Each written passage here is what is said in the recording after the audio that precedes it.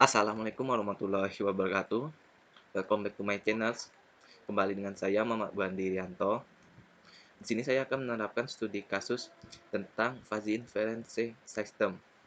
Pada pertemuan minggu ini, saya akan menyelesaikan studi kasus perusahaan susu merek ZZN yang ingin memperluas pemasarannya di berbagai kota serta di seluruh pelosok tanah air. Dan manajer pemasaran memiliki data-data tentang jumlah balita, pendapatan rata-rata kepala keluarga per bulan, dan konsumsi susu merek ZZN seperti pada tabel 1. Pada tabel 1 memiliki data jumlah balita, data pendapatan, dan data konsumsi susu.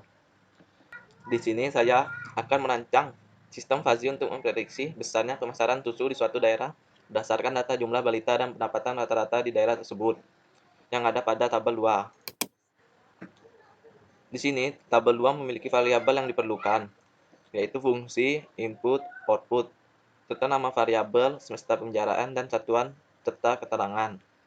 Pertama yang harus kita lakukan adalah buka MATLAB, ketik fuzzy, lalu enter. Nah, di sini akan muncul fish editornya.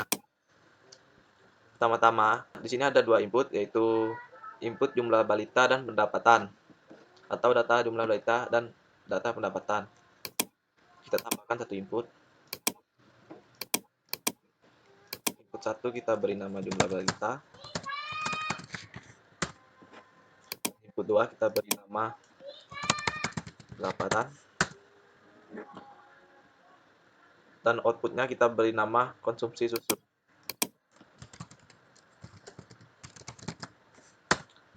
Lanjut kita akan memasukkan ranknya pada data jumlah balita yang tercatat di variabel ini.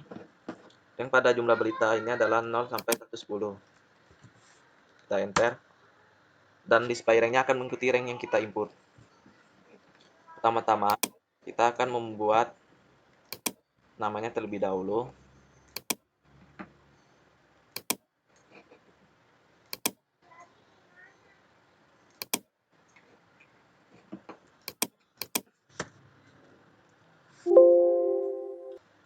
Sedikit pada himpunan fuzzy ya. Di sini TIP-nya adalah ZMF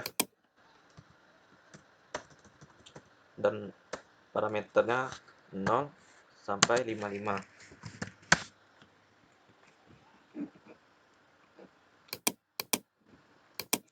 Dan yang kedua sedang, TIP-nya yaitu pip, dan parameternya adalah 3575 pada tabel 3 ini ya, himpunan fuzzy. 35 sampai 75.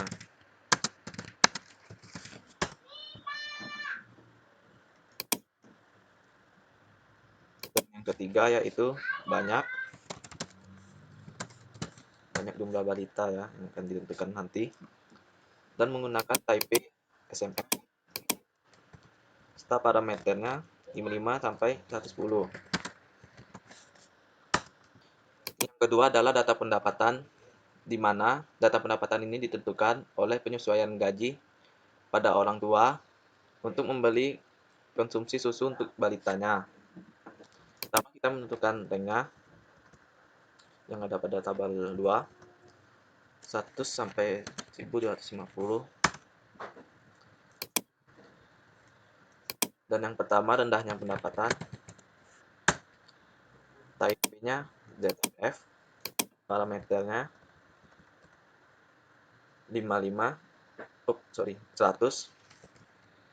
sampai 500. Dan yang kedua menengahnya pendapatan dan memakai type PIMF serta memiliki parameter 300 sampai 700.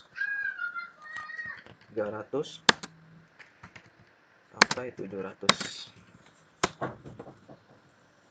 Dan yang ketiga, tingginya pendapatan orang tua. Memakai type SMF yang memiliki parameter 500 sampai 1250. Dan yang terakhir adalah data yang ketiga, yaitu data konsumsi susu. Di sini kita akan memberikan ranknya, yaitu 0 sampai 300. Dan yang pertama, turunnya konsumsi susu. Memakai Taipei Sirup, parameternya ialah 0 sampai 150.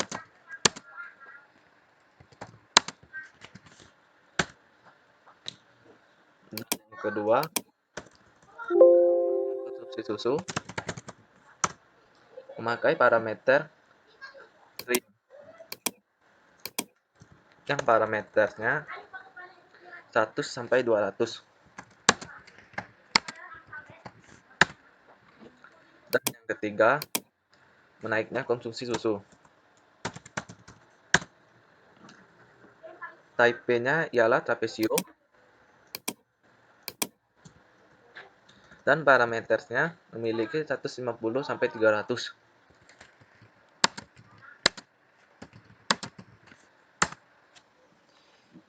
And di sini kita sudah lihat data jumlah balita, data pendapatan, data konsumsi susu yang telah saya buat tadi.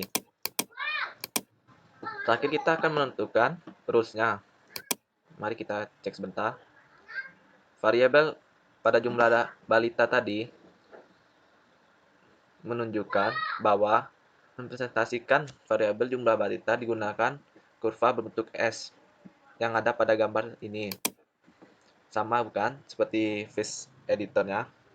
Itu adalah data pendapatan.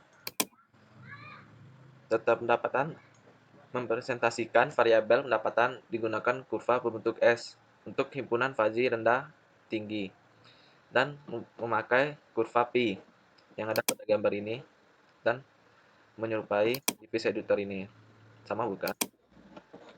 Dan yang terakhir adalah data konsumsi susu.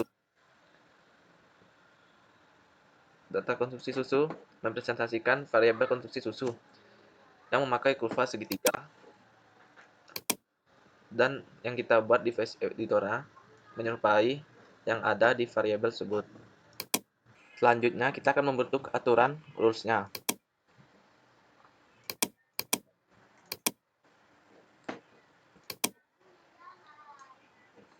Yang pertama, jumlah balita sedikit, pendapatan rendah, dan konsumsi turun. Dan yang kedua, jumlah balita sedikit, pendapatan menengah, dan konsumsi susu turun. Dan yang ketiga, jumlah balita sedikit, pendapatan tinggi, dan konsumsi normal. Konsumsi naik, sorry. Yang keempat, jumlah balita sedang, pendapatan rendah, serta konsumsi normal. Yang kelima, jumlah balita sedang, pendapatan menengah, konsumsi normal. Dan yang keenam, jumlah balita sedang, pendapatan tinggi,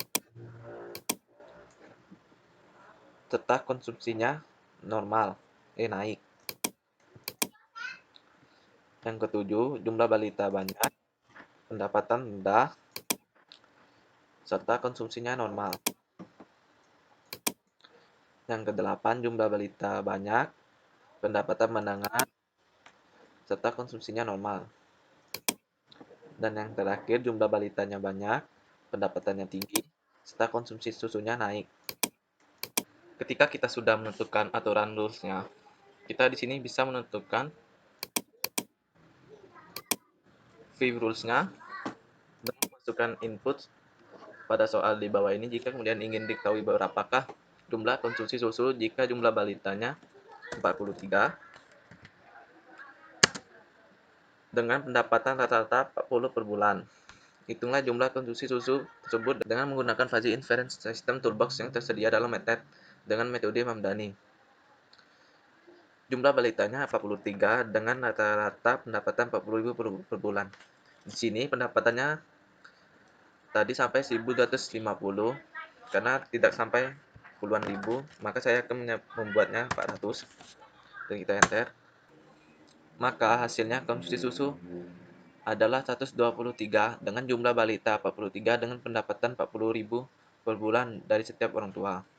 Dan yang terakhir kita akan melihat surface-nya. Nah, seperti ini tampilan dari ketiga data tersebut, yaitu data jumlah balita, data pendapatan setiap orang tua, serta data konsumsi susu. Di sini ada grafiknya. Di sini ada input dan outputnya. Di sini input jumlah balita dan outputnya pendapatan yang ada pada grafik ini. Apabila kita menggantikan inputnya yaitu data pendapatan, maka outputnya yaitu adalah data jumlah balita yang ada pada grafik tersebut. Baiklah, saya akhiri. Apabila ada salah kata yang saya ucapkan, mohon dimaafkan.